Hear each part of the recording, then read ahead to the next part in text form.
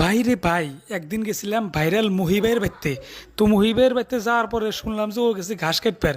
তো গ্রামের মানুষ বললো যে ভাই আপনি যে ড্রোন দিয়ে প্রাং ভিডিও বানান, তো যেহেতু মহিবের বুকে আইসেন, ড্রোন অল্প মহিবের নিকট পাঠিয়ে দেন, দেখি কী অবস্থা।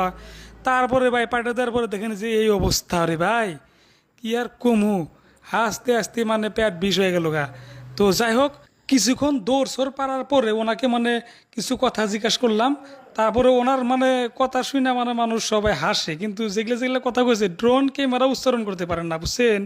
তো ওইটা তো শুনবার যায় মানে বেতাল হয়ে গেছিলাম। পরে পরে মোটামুটি বেতাল করি নাই, তার আগে মানে ছেড়ে দিছে ওনাকে। বেতাল তো আর করাই যাব না। তো কি বললো আপনারা নিজ মুখে শুনুন। ওই ভাই, হ্যাঁ। এই যে ড্রোন দিয়ে যে তোমাকে দাবড়াইলাম এতক্ষণ, হুম। তুমি ভয় করছিলা? না হ্যাঁ, দৌড় লাগা তালি দৌড় দিছি দৌড়াই না কেরে তাহলে ডল আইসো, ভয় করো নাই? না